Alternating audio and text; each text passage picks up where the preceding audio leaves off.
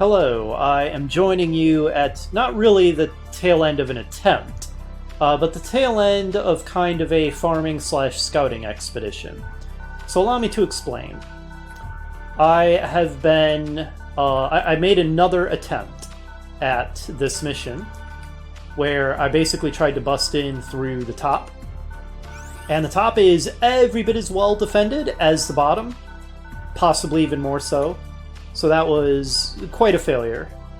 And then I am now working on a third one, where I did not expect to win in any way, but I had other objectives. I wanted to scout the map out a little bit better, and also farm some more bitogen, which I have done. So I sent my warhead up here. I managed to get it into this area to scout around to see if there's anything interesting up here, and all I found was death. I have no idea what they're doing up here, but the enemy has some sonic fighters up here, and they blew up my warhead. I don't even know what the purpose of them is. To guard these little selenium ore deposits, I guess? But I kind of feel like if you really wanted to farm selenium ore, there are much easier ways to do it than playing this mission, so even having anything guarding them feels unnecessary. And there is a Vandergant cruiser in each of the top two hangars, and then of course we already... oh, actually, I was going to say we already know, but I might end up just deleting that recording. So... Oh, no. We do already know, because I'm not going to delete that recording. Sorry, I'm getting confused, because I'm not sure what I'm going to record and what I'm not. But no, we already know that there's a Battlestar in here. So Battlestar here, Vandergant here, Vandergant here. Tons of fighter squadrons. Combination of the variable fighters, what are they called? The Eclipses. And the Peacekeeper Sonic fighters, along with the radar jammers up here. Like a whole lot of them. And if anything, busting through here, combined with the two Vandergants here, like I said, it seems like it's maybe more difficult than busting through the Peacemakers and the Battlestar at the bottom. And now that I have mined some bitogen and scouted all that out, and I'm just using my remaining turns, of which I don't have a lot, 25, so I have 5 more turns, to press deeper into the fortress.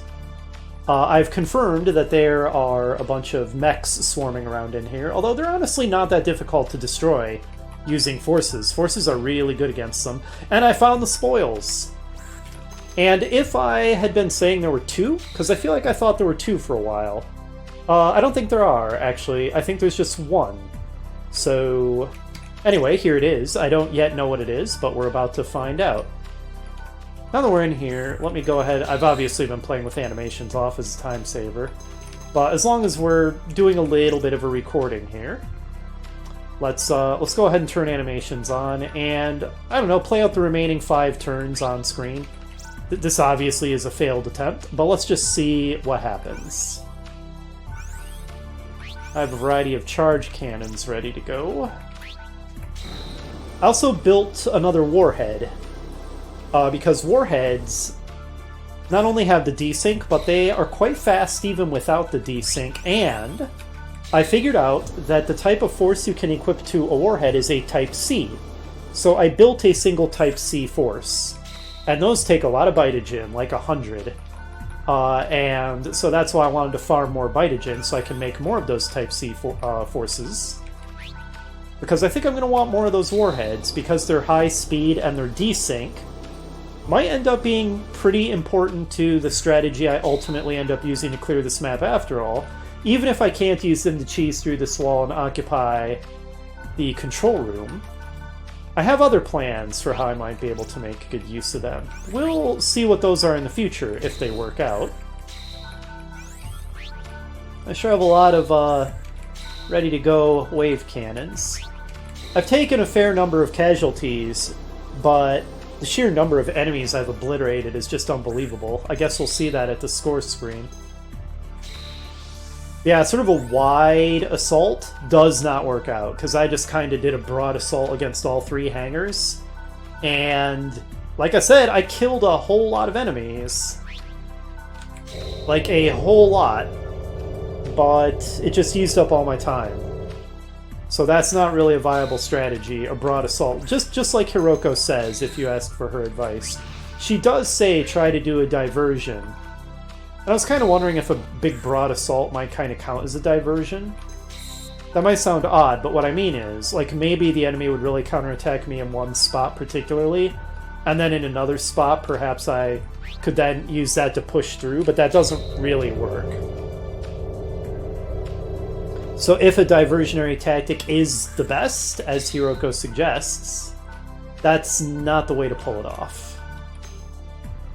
I had this guy hanging out back here. He was the one who mined all the Spitogen, and then I just dispatched him to see if maybe there was a spoils hidden in this corner, but now we know there isn't because we found it here in the middle of the base.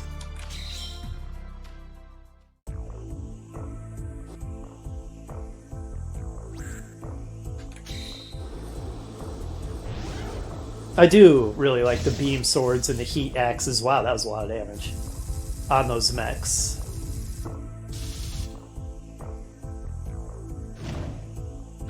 But yeah, the force rams are really good against the mechs. They do a lot of damage. So the mechs aren't necessarily a huge problem, except in large numbers. They slow you down for a short while. Which, when you've already used up all your time blasting through the enemy's massive frontal defenses, you know, the little bit of time that the mechs slow you down can be the difference between victory and defeat. And that time they just straight up killed my force. I promised that off-screen forces worked really well against them, but that was when the force got first strike instead of the mech getting first strike and weakening it a bunch. And I know there's a swarm of dudes guarding this control room. We haven't gotten far enough to see that, but I am sure of it. Maybe we'll see that in this little attempt here, although we have so little time. I'm skeptical that we'll even reach the chamber that contains the control room. That is intimidating. I kind of feel sorry for that craft. Do I have a warhead in this group? Or did both my warheads die? I think both my warheads got destroyed. That's unfortunate. Using one of them as a scout would have been incredibly useful here, but no dice. Alright, well, Grace Note, you get to lead the charge.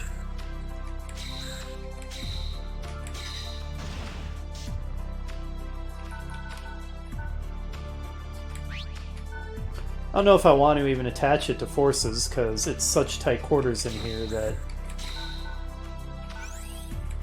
forces will just make it hard to maneuver.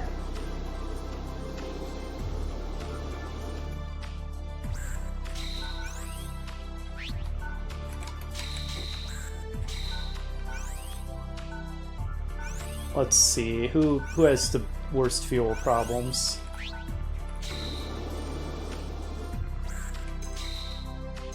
$25, $29, $30. Okay, $25 is the lowest. Donk.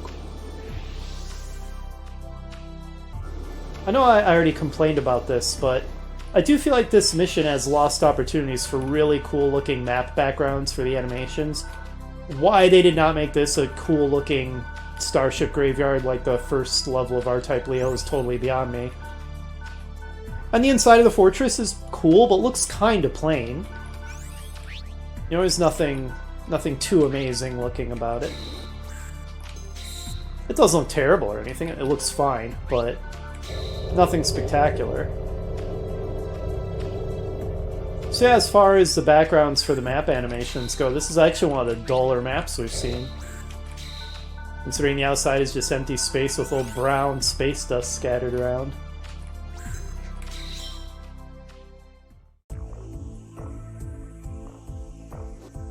Alright, the mech is going for it. With its Vulcan. Not sure why it wouldn't use its melee attack. Didn't accomplish much, regardless. Alright, let's grab that spoils. I went to a lot of trouble to find you, spoils.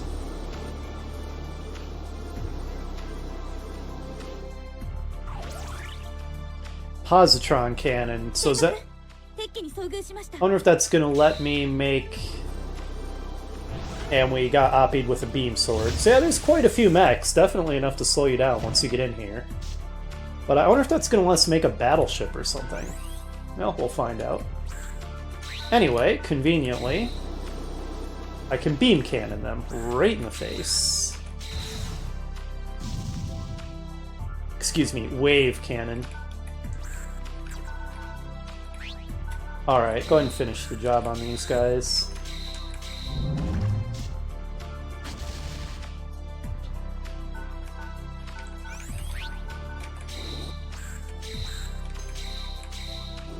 I really would love to at least get to the central chamber so we can confirm how well guarded the control room is.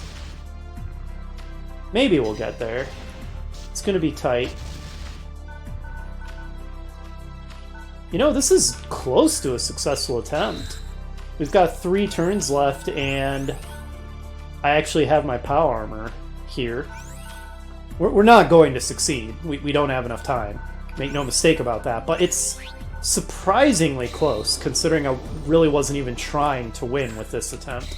I was just, like I said, farming and scouting.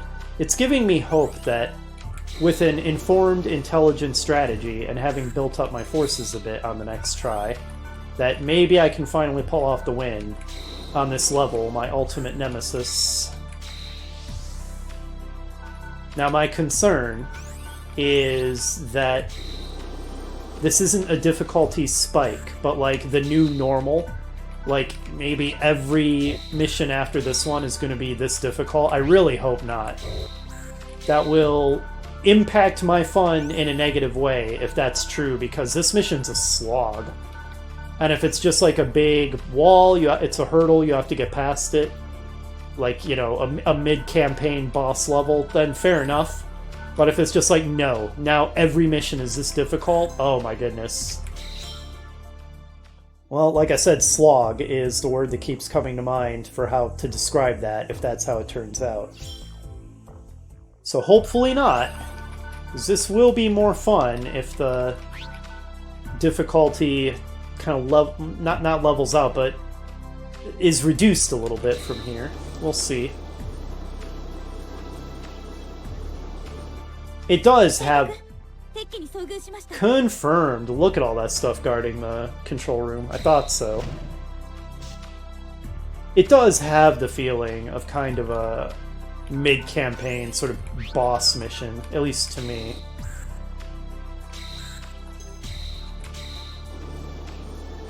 But yeah, a lot of guys defending that central chamber too.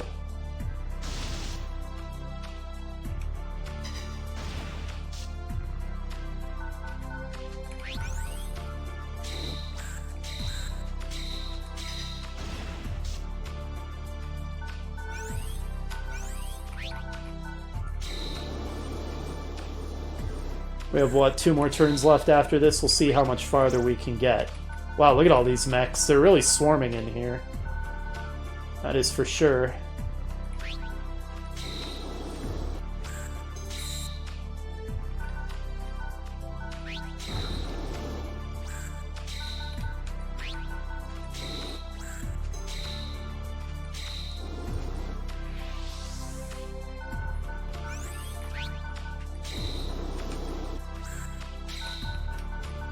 Alright, and that's as far as my transports can go. Well, I mean, technically I can get them a little closer, but they're sure not going to be maneuvering in those narrow corridors in here. A little mini labyrinth, kinda.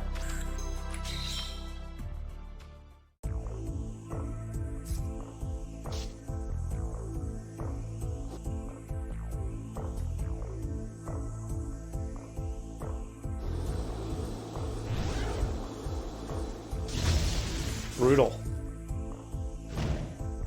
That is quite the last line of defense. Look at that. So we've got at least 3 mech squadrons, 2 crafts to repair them, and an owl light. That is hardcore. So that's the last line of defense, I suppose, after you've managed to penetrate everything else. It's good that we managed to scout this out so we know what we're up against here at the end.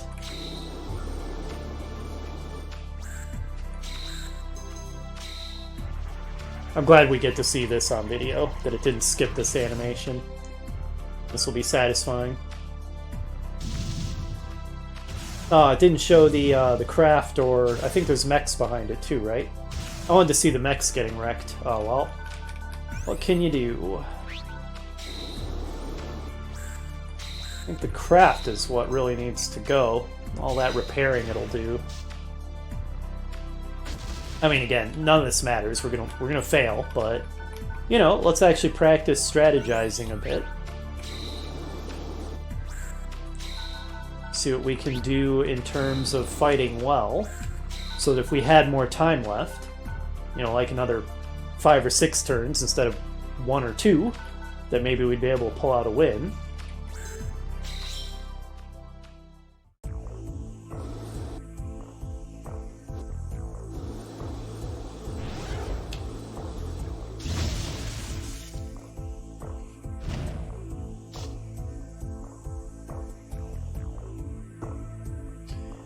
Yeah, there's enough of those mechs that they're a real obstacle, for sure.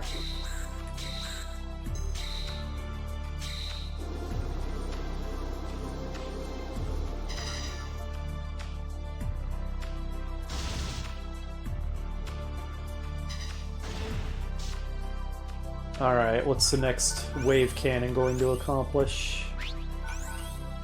We'll use the most powerful one we've got available. Go, Albatross. Show them your power. Didn't get the animation for it, but we're blowing up a lot of stuff. Nice. That was a heck of a wave cannon.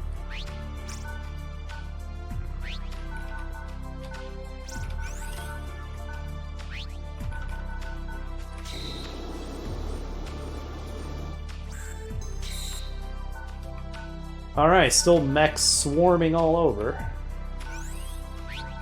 And soon we're out of time.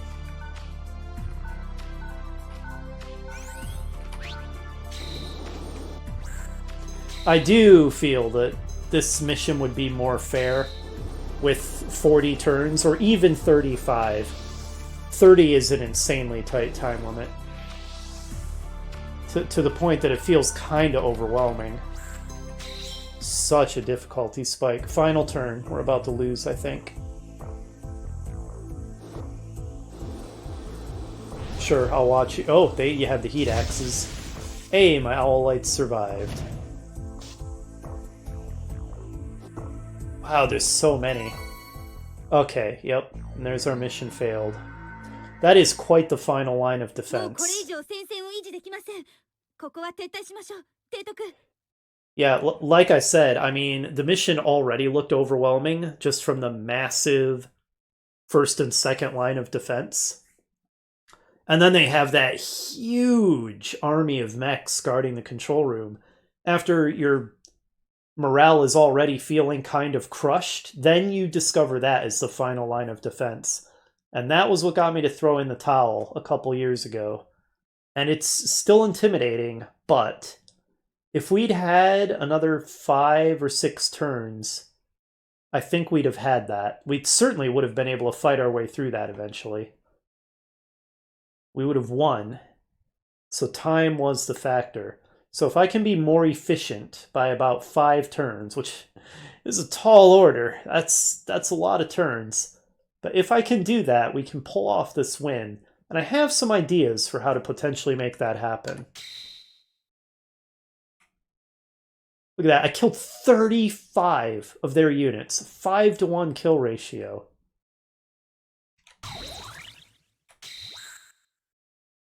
Okay, oh, and I got a container holding Bitogen. Really? So did that give me bonus Bitogen in addition to what I mined? If so, we might be loaded Bitogen-wise. And the positron cannon. Let's see what that lets us build. We're racking up our losses. That perfect record is just toast. Actually, let's not save this yet.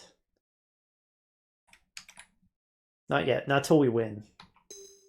You know what? I changed my mind. Let's go ahead and save it after all. Indecisive I am.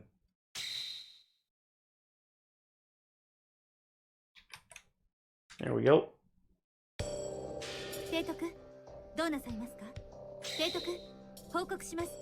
新兵器の生産ができるようになりました。 Lieutenant Gazarov still likes us, even though we are racking up some losses on our record.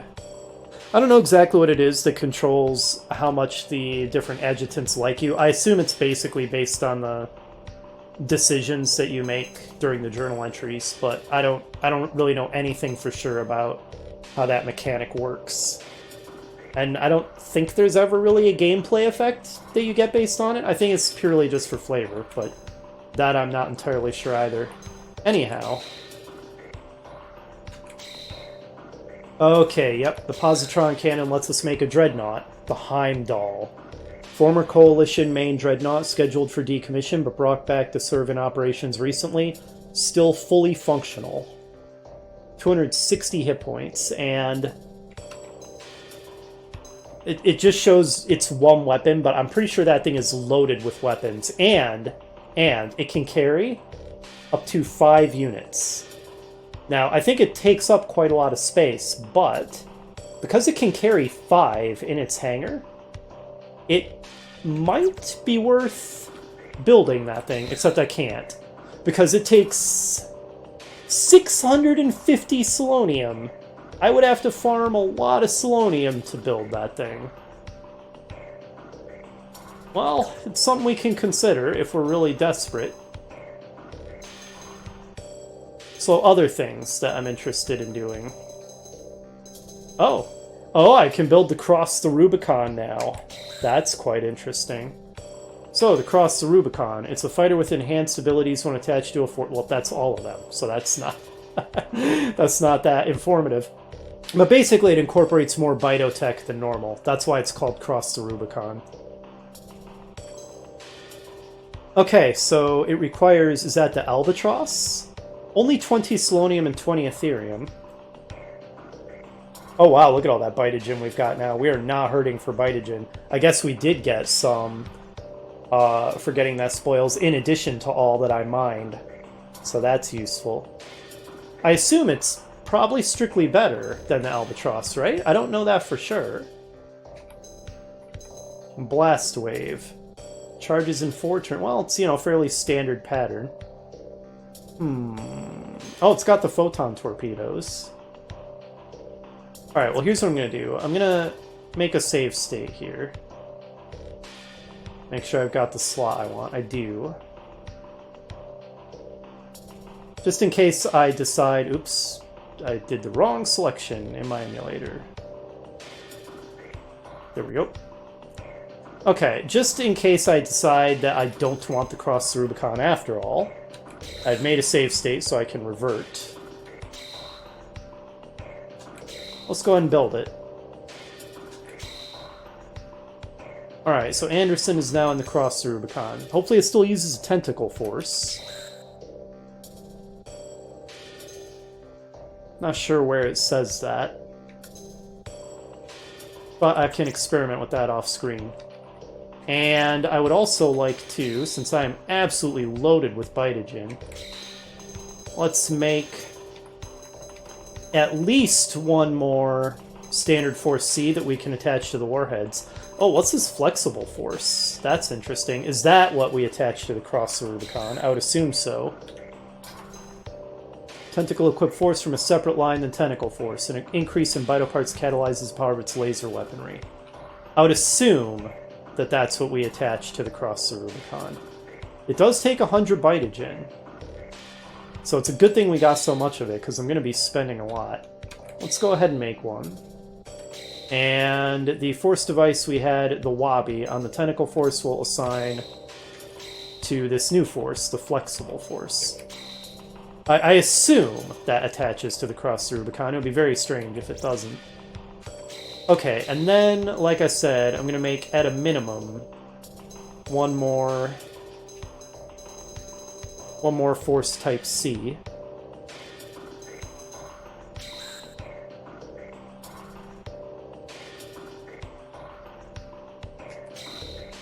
takes another 100 Vitagen, that's fine. And we're going to have to assign one of our other force devices to it. One of the defensive forces, I guess. There we go. I wish I had more force devices, because I've got forces out the wazoo at this point. Alright, so we've got 2 standard force Cs, a regular standard force, a defensive force, and a flexible force. Now, I'm going to make a 3rd warhead, I think. Because they're going to be important to the strategy that I want to attempt. Their speed is the key. They're expensive. Alright, what will I replace? Maybe my Arrowhead Squadron? I think probably.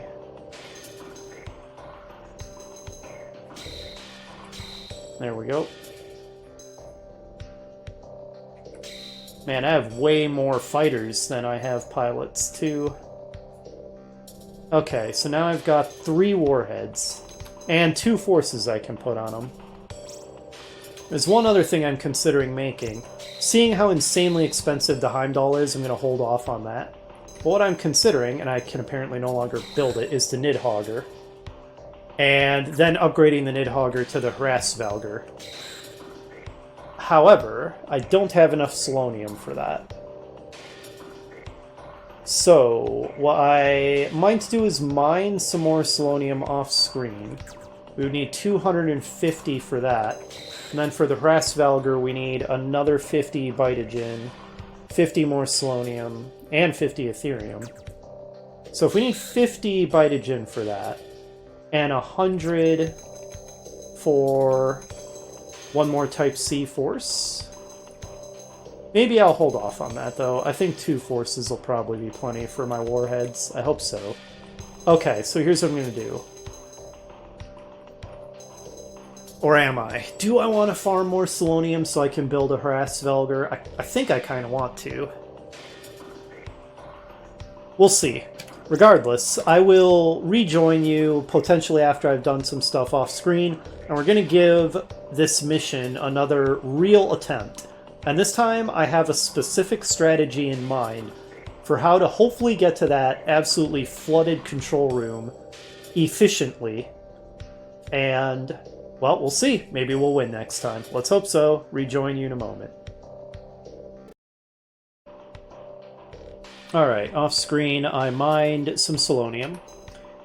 And I got, I think, exactly as much as I need to build a Hrassvalgur. First we have to build a Nidhogger. That's going to cost us 250 Selenium.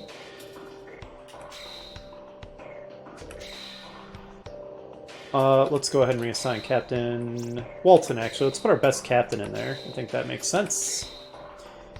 And that means I'm going to want to reassign Captain Turner to my other Jormungandr. There we go. And now we go to the Hrassvalgur, which will cost exactly 50 of each, and indeed I have exactly 50 Selenium.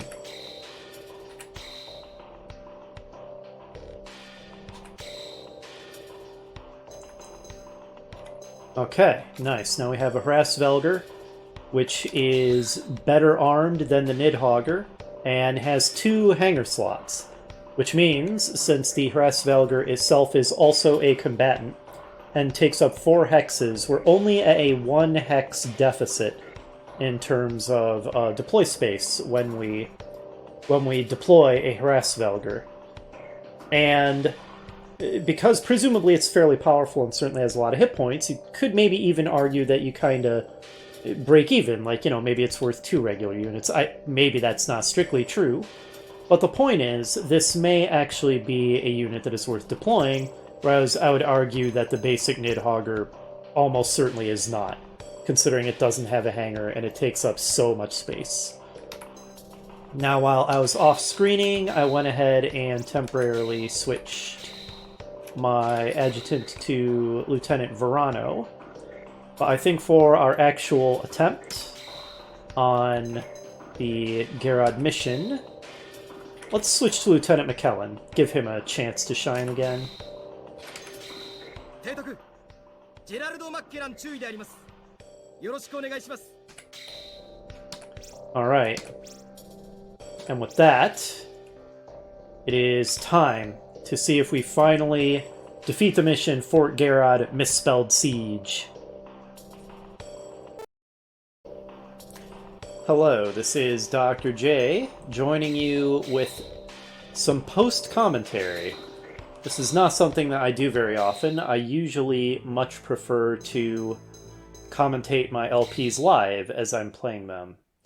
However, I had another failed attempt off-screen. Another off-screen failed attempt. Basically what I did on my failed attempt was I tried to do the whole diversion thing that I've had multiple exos suggest that I do. Both Lieutenant Gazarov and McKellen have both suggested a diversion is the best strategy. But I didn't execute it very well. I opened up kind of too broad of a front. So my fleet was spread very thin, engaging the enemy across the entirety of Fortress Garrod's 3 hangars.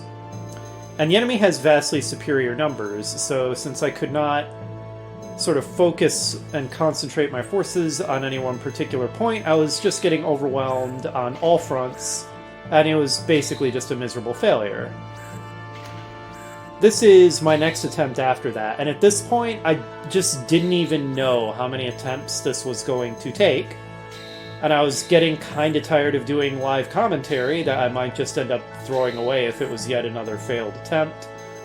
So I decided to just record this next attempt, honestly, while also watching someone else's LP off on the side to kind of give me something to do as I make yet another attempt at this ridiculous mission. So I was just recording the game audio and had my microphone turned off, and I was just like, if this is finally the successful attempt, I'll just record some post-commentary. So that's what I'm doing right now. I am probably not going to commentate the entire match that you're about to see because it took me 2 hours to finally clear this map on my successful attempt. I'm probably not going to leave all 2 hours of gameplay in either. I'm probably going to be cutting to just the highlights of the attempt. Because honestly, 2 more hours of this, I suspect, would not be the most interesting thing to watch because I've been on this level so long. I mean, longer for me than for you guys since I've cut out a couple failed attempts, but still a long time. So I'm going to go ahead and let myself finish setting up here, and then we will cut to the next interesting thing that happens.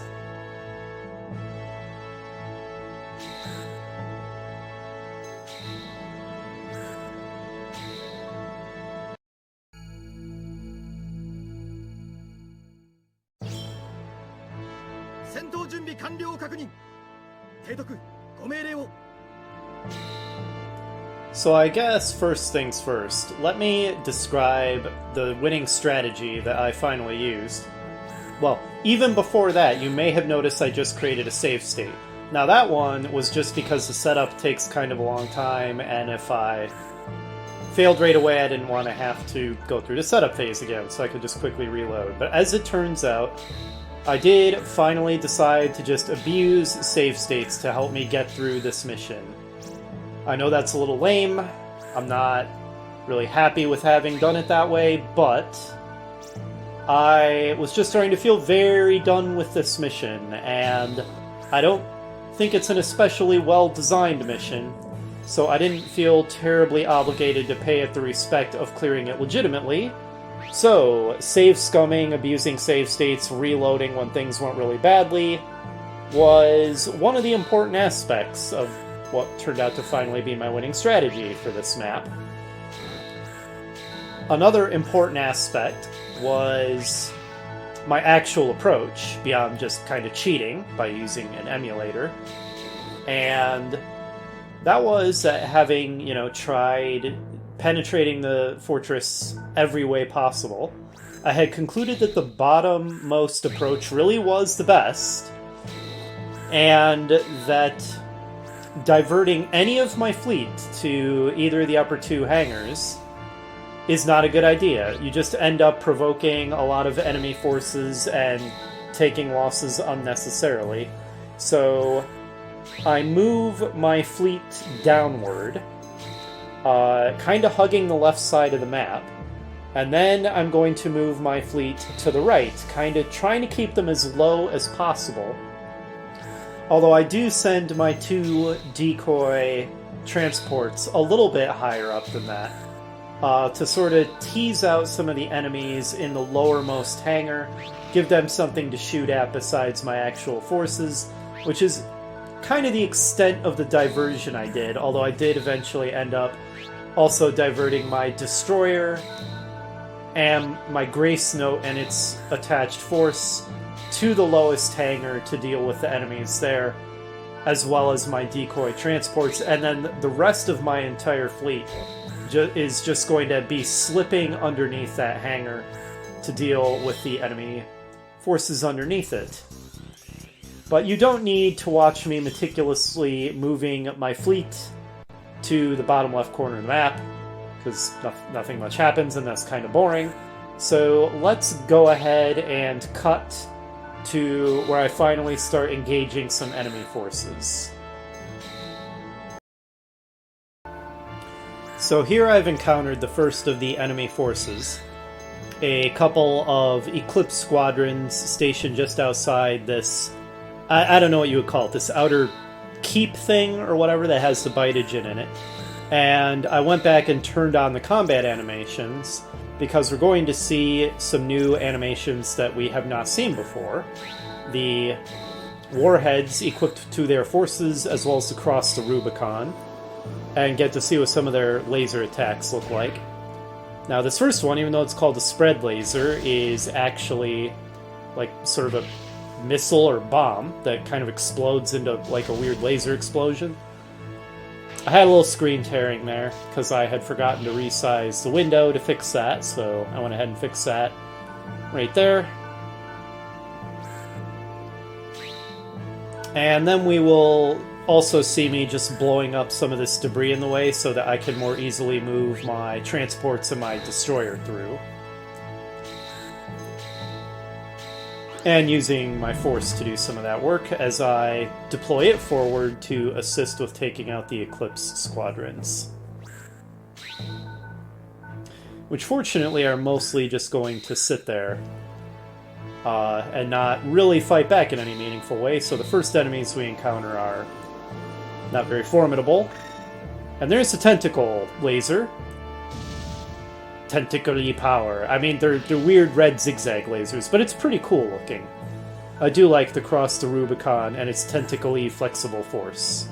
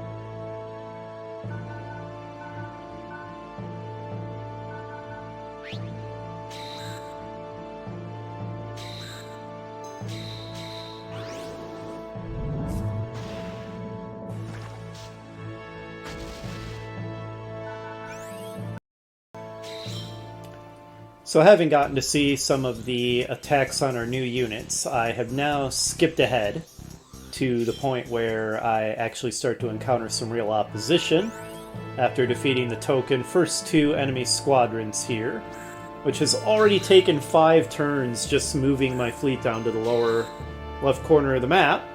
And never forget, we have a tight 30 turn limit on this mission.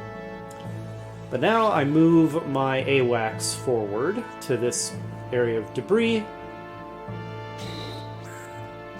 revealing the first real opposition. We've got a craft for repairing, an enemy radar jammer, the, what was it called, powered silence or something, and no less than 3 Eclipse squadrons. And that little flotilla there is kind of just the forward operating group for a whole lot of enemies that are behind them. So this is where things start to get dangerous, and I have to engage them fairly carefully. But there's nothing for it. It's pretty hard to slip beneath that group and not catch their attention, so I know that I'm just going to have to destroy them in order to proceed onward. Kind of the enemy's first real line of defense that you have to overcome.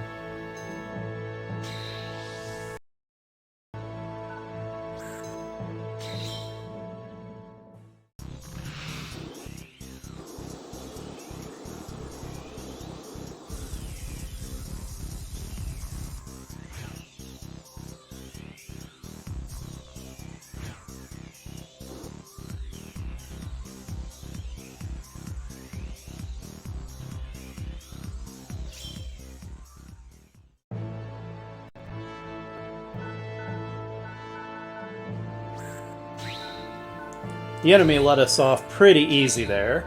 Their powered silence came in and ineffectually fired its Vulcan at my Owl Light, not really accomplishing much of anything. And the rest of their squadron starts moving, or multiple squadrons start moving into position. I am moving my 2 decoy transports above what I'm going to call the outer keep, kind of coming in from above. They're the main diversion, to be honest, while the rest of my forces move in to actually engage the enemy. And if I remember correctly, I am in fact actually going to end up reloading a save state, because I did not position my units especially well during my first push at this enemy force, and I put my units in a position that allowed them to counter with their wave cannons and inflict pretty heavy damage on me, as if I recall correctly. And so you're gonna see me reload my save state and then position my units more intelligently and not take such losses the second time around.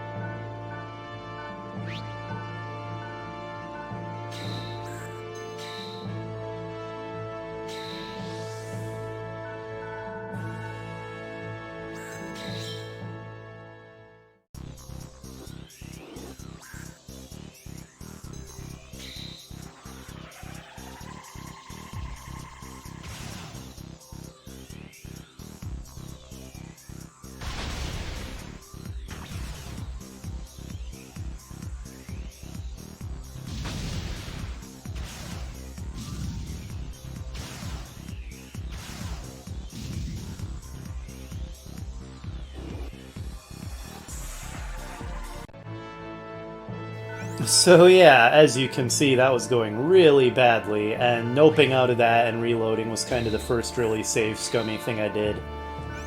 Just to reiterate, I don't like having gotten through the level this way, because it is lame. I, prefer to not reload in the middle of a mission if the game does not natively support that functionality. But at the same time, I don't regret it, because this mission takes forever to play. Having to play through it again from the beginning every time that you make a mistake would just make it take even longer, and I already took a really long time trying to surmount this mission. And it's not a mission that is forgiving of mistakes. You have to play it borderline perfectly to win. So something like, oh, I put my forces a little too far forward in this engagement and got a bunch of them blown up with enemy wave cannons, like, that's it, you're done. Restart the level, because you're not going to recover from that. So a lot faster to just reload a save state. Very punitive mission design on this one, for sure. But my second attempt goes better, as you'll see. And from there, we're going to be able to move on to the next challenge of the map, where things start to get a little fuzzier and more fluid, because it's no longer kind of separated into very clear engagements, because some of my units start fighting the enemy battle star and the peacemakers that are stored in its hangar in the lowest hangar of the Fort Garrod, while I begin slipping as many of my forces as I can underneath the fortress to begin engaging the enemy group that waits for us under the fortress, which is a bunch more peacemakers, as well as an enemy destroyer, a Hraelsvager, I think, that I had completely forgotten was there. So I'll go ahead and let the video continue playing through, battles, interesting parts, and then once things kind of slow down, we'll skip ahead to the next action-y part.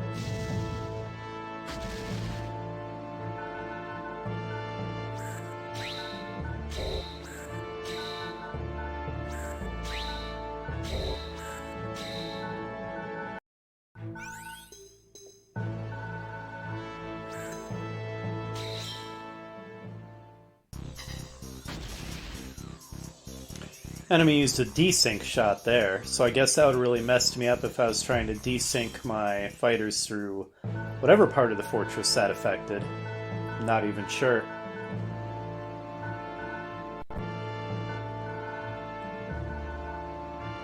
Now here is where I think, yes, I have desynced my warheads so that I can slip them below that top hangar. And then because that uses a lot of fuel, I resync them. And so I slip them underneath the main part of the fortress here so that they can go forward and engage the little flotilla guarding underneath the fortress that I described, the Peacemakers and the Hraesvelgr. Meanwhile, because the enemy has a craft here, I know that they are going to be able to see me. We know that the Battlestar has a huge radar range because we checked its stats in an earlier attempt. So I know I'm not going to be able to just completely ignore the enemies in the lowest hangar. So I preempt them with a wave cannon shot through that craft, which drops a capsule. And I was hoping there might be some more enemies behind it, which is why I fired a long-range wave cannon shot through it, but there weren't. Then I used my desync sonar to see if there's any enemies in range of that, trying to maintain battlefield awareness. Even though I have these save states, the less I have to use them, the faster the mission will go. Though it ended up taking 2 hours, so took a while regardless. Obviously it would have gone faster if I turned animations completely off, but I wanted to see a lot of the new battle animations and stuff, so that's why I had the battle animations on. I did have the support animations turned off for this attempt.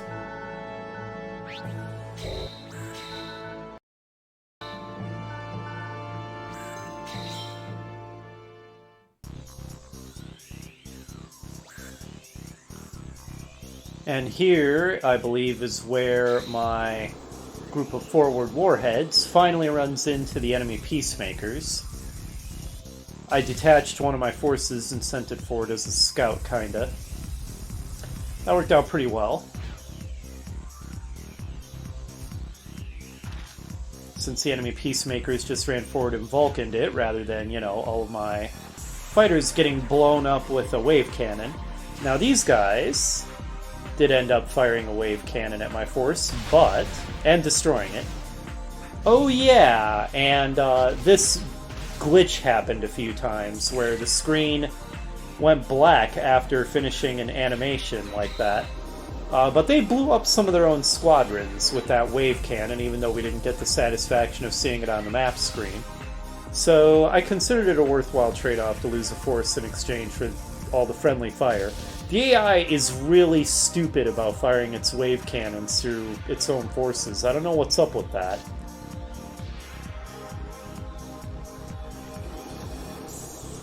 But anyway, yeah, my forward forces, my vanguard for the group slipping under the fortress has finally engaged the enemy. And my poor Morning Star just got obliterated by an enemy Eclipse, and then that glitch happens again, so I don't even see if I lost anything besides the Morning Star squadron, which is dumb and frustrating. I think here I may have switched to a different save slot, and then continued making save states, you know, just in case the losses that I took there ended up being untenable. But this is where we really start fighting in earnest with what you might call the second real wave of the enemy defenders, having to simultaneously fight the forces under the fortress and the enemies in the lowest hangar. It occurs to me that the overloaded nature of the word forces in this context, where it can, you know, mean the actual R-type forces, the little balls, the little Bido balls, or it can mean a military force. Could sometimes be confusing, but hopefully just based on context, you know whether I'm talking about one or the other. And that was an incredibly clutch wave cannon that completely blew up one enemy squadron and crippled 2 others, so that was pretty awesome. I guess from here I'll just kind of cut to some of the most interesting parts of the Battle of the Lower Hangar and underneath the fortress. Just kind of show the most interesting parts of those engagements. Oh, we just revealed the enemy Battlestar. And then we'll skip ahead to what you might call the sort of final phase of the mission, which is where you then have to go up through that vent at the very rear of the fortress and fight your way through insane swarms of enemy mechs.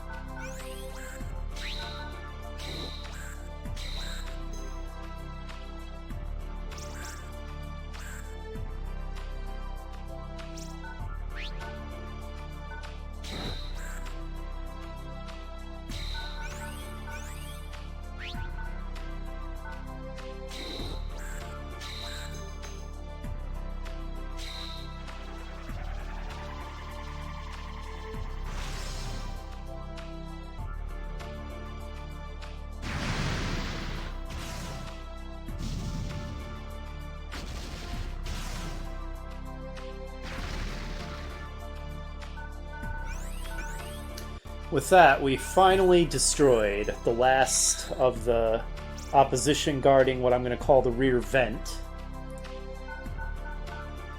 And so now we enter what you might think of as the final phase of the mission, where you try to fly up into the rear vent to reach the control room. And holy crap! I'm immediately greeted by a massive swarm of enemy mechs and their support crafts, so I reload that straight away, because I do not need them destroying my AWACS. More lame save scumming in action. And so then I stop my AWACS short of that nightmare cluster, and use the desync sonar to kind of get a little bit of a view of what it is I'm dealing with. And this next part, the final part, where you have to fight your way through swarms and swarms of enemy mechs, their support crafts, other support units. It took me quite a few tries and quite a bit of reloading to finally get to where I could blast my way through all of them, and still have enough time left to get my POW armor in there and capture the enemy control room. I'm not going to show every single attempt because there's a lot of them, and it took a really long time, so I'm probably going to skip forward to parts of the successful attempt, maybe some of the most interesting parts of the successful attempt. And you're going to see as just more and more enemy mechs pop up to get in my way, just wave after wave of them.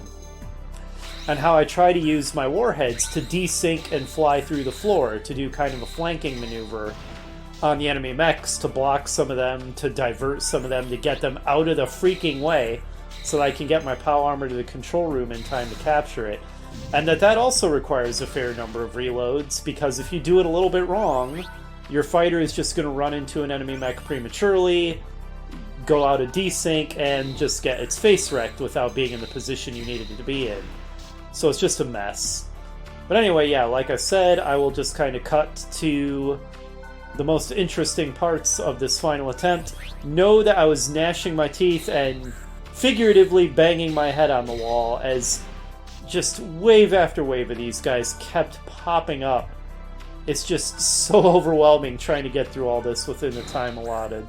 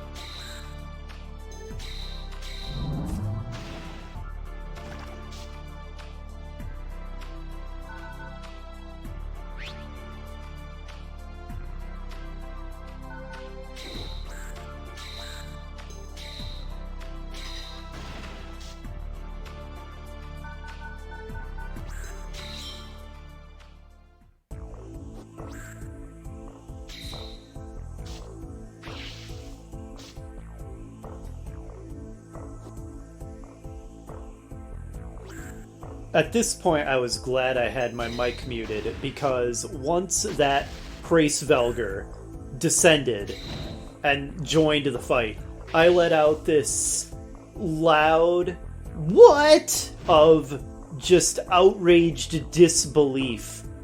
I mean, you already have to fight your way through so many waves of mechs that just won't stop getting in your way.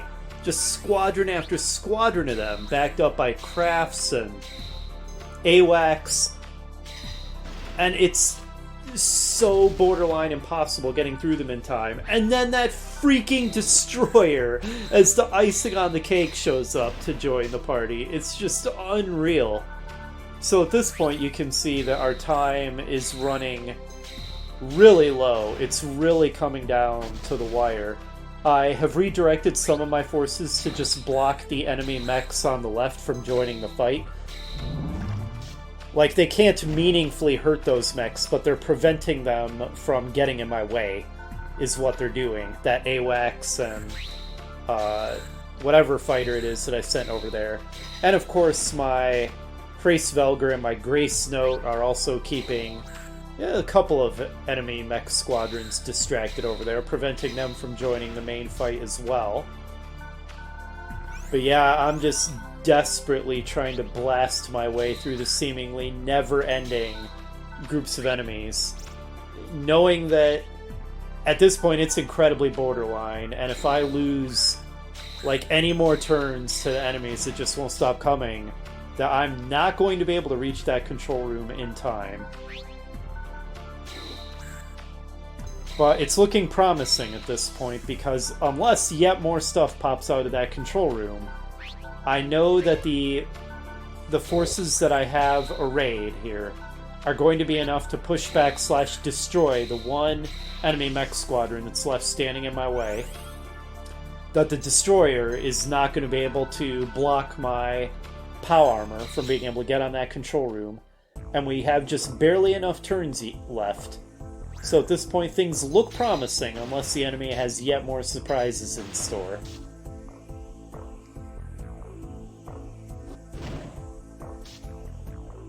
And my poor AWACS gives its life in support of the cause of just keeping those enemy mech squadrons out of my face. A moment of silence for you brave, sacrificial AWACS. You served me well throughout the mission, and then you died.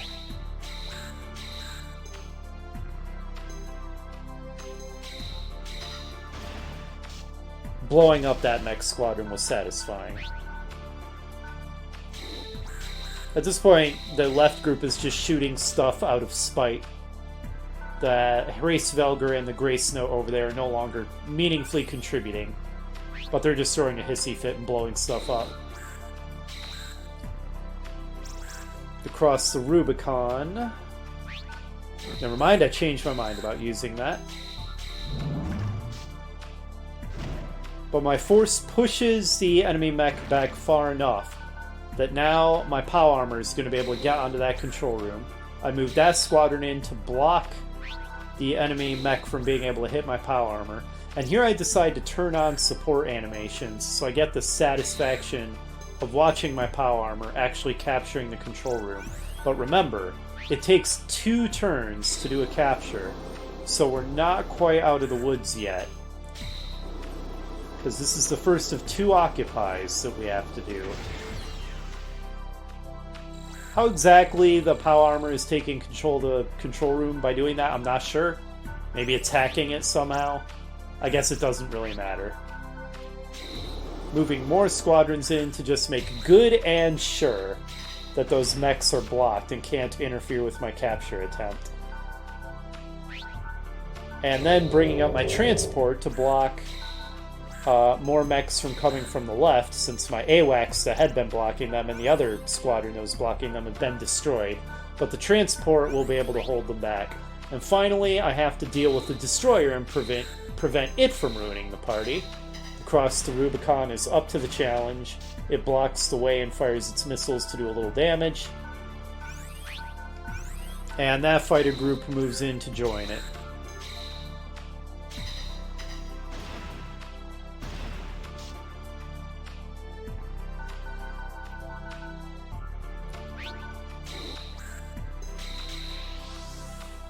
But yeah, from here I know it seems over. It seems very unlikely at this point that the enemy is going to be able to prevent me from winning. So I'm going to conclude my post-commentary here. The next time you hear me talking, it's going to be live commentary. Because after I finally captured the control room, I turned my mic back on to do live commentary from that point forward. And be warned, saltiness incoming. After this ridiculousness, I felt salty. So be prepared for that. I did not hold back my feelings.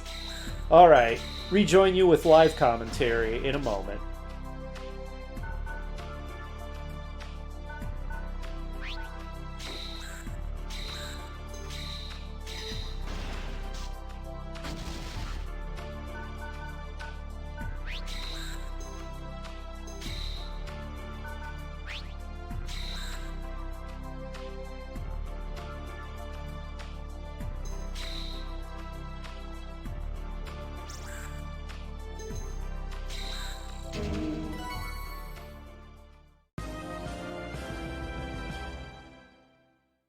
提督、我が軍の勝利です。この作戦ポイントを鎮圧しました。Now, what I desperately hope is that this mission, I said this before, but it's worth reiterating after that, that this mission is a difficulty spike, a hurdle, a wall that you have to surmount. This kind of like the mid-campaign boss. And that after it's over, the difficulty becomes more reasonable again for a while. Maybe slowly ramps back up, because if this mission represents a new normal, and every mission going forward is this punishing and punitive, then the game's no longer fun and I'm done. Which would really suck, because this is a fun, enjoyable, awesome game, and I want to see more of it. I want to see what it has to offer. But more missions like this, and I'm freaking out, because that was just torture. God, we did it. Finally, with one turn to go. With massive farming to prepare, save state abuse. That's just... what the hell was the mission designer thinking with that crap? I'm Garrod's Wolf. Great. Oh, we got a new squad. Reynolds squad.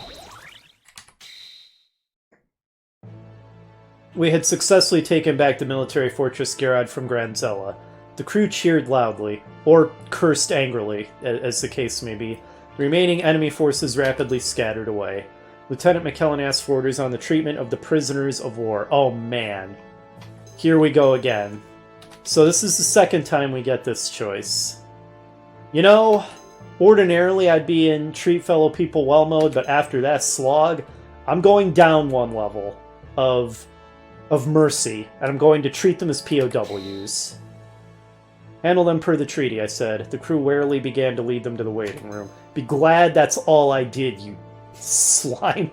Intel from the prisoners revealed that despite their desire to abolish Bito weapons, a faction within Granzella is actually trying to acquire Bito weapons. So they're hypocrites, are they?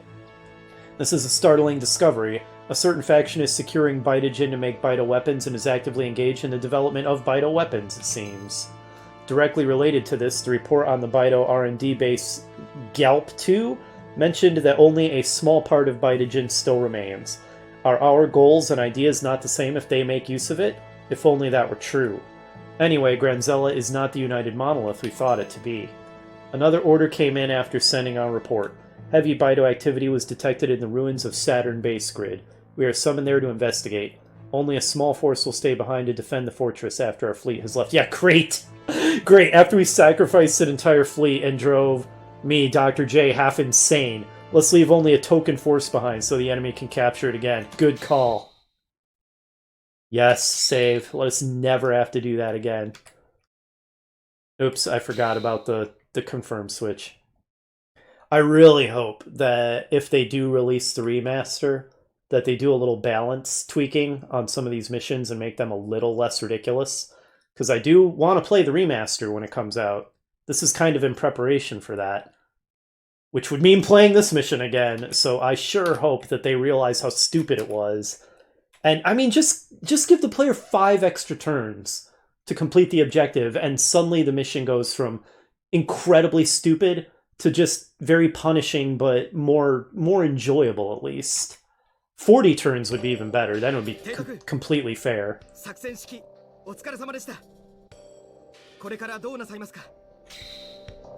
Okay, mission 13, Bito Herd. Ugh, okay. Well, from this point forward, we're back to new territory, which means we're going to be back to our default EXO. Oh, I am more toward wary. I guess that's because I said to treat them as POWs. That would make some sense, I think. Alright, come on out, Lieutenant Gazarov.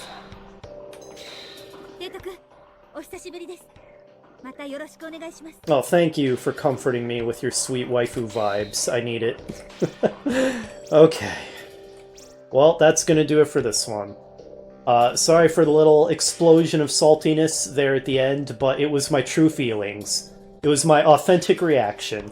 So, you know, there you go. Although I want my LPs to be upbeat and fun, and to be having fun while I'm doing them. I also want authentic reactions in them, and if a mission makes me tear my hair out and bang my head against the wall, etc., I'm going to express that a bit. But let's put that behind us now. Let's hope that going forward we're back to really fun, enjoyable missions, and go back to an upbeat, let's enjoy this awesome space strategy game attitude. So next up is Mission 13, Bido Herd. Let's see what awaits us. I'll see you next time.